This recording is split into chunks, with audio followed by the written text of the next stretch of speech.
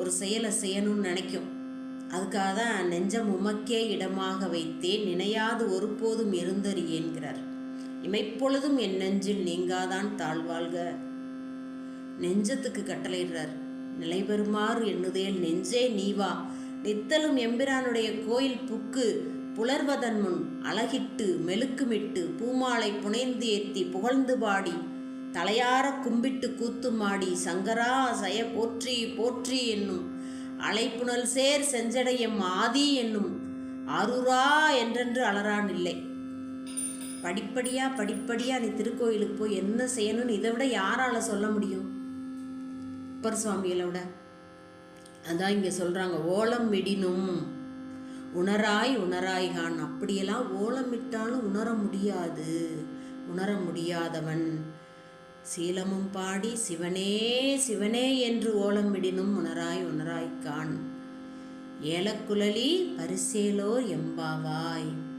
நம்மளுடைய பொழுதுகள்லாம் எப்படி போகணும் அப்படின்னா சிவப்பொழுதாக போகணும். அப்படி போகும்போது அது தவமாக மாறும், தவப்பொழுதாக மாறும். அதான் ஒரு ஐயா சொல்லுவாங்க விளையாட்டா, அவனே இவனேன்னு பேசாத வினை ஏறும், அதனால பிறவிகள் வரும். சிவனே சிவனேன்னு பேசு, வினை கழியும், பிறவி வராது அப்படின்னு. அதுபோல சிவனே சிவனேன்னு ஓலம் விடினும் உணராய் உணராய்கான். படிப்படியாக இந்த ஆன்மா பக்குவப்பட்டு பட்டு பட்டு பட்டு ஒரு நிலைக்கு வரும். சிவம்தான் மெய்ப்பொருள், மற்ற எல்லாம் பொய்ப்பொருள், கண்ணால் காணக்கூடிய இந்த பொருள்கள்லாம் தோன்றி நின்று அழியக்கூடிய பொருள் அப்படின்னு ஒரு தெளிவுக்கு வருவோம். அதுக்காக தான் இந்த வழிபாடு, இந்த பாடல், திருமுறைகள் ஓதுவது, இந்த பெருமானை போற்றி புகழ்ந்து பாடுவது எல்லாமே இந்த ஆன்மா பக்குவப்பட வேண்டும். கொஞ்சம் கொஞ்சமாக பக்குவம் அடையணும் அப்படின்றதுக்கு தான் இந்த பாடு, நிலைப்பாடு, வழிபாடு.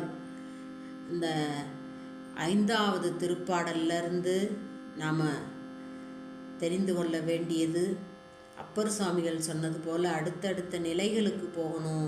திருக்கோயிலில் போய் என்னென்ன செய்யணும், என்னெல்லாம் செய்யக்கூடாது, வெளி பேச்சுக்களை பேசக்கூடாது, தேவையில்லாத பேச்சுக்களை தவிர்க்கணும்.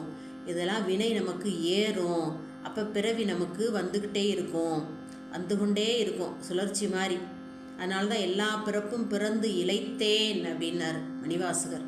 அதனால் அந்த பிறவி வேணான்னு நினைக்கக்கூடிய அன்பர்கள், அடியார்கள், பக்குவப்பட்டவர்கள்லாம் என்ன பண்ணணும்? இந்த மணிவாசகர் சொன்னது போல நடக்கணும், அப்பர் சுவாமிகள் சொன்னது போல நடக்கணும். ஞானசம்பந்தர் என்ன சொல்லியிருக்காரு? தொல்வினை தீர்தல் எளிதாமே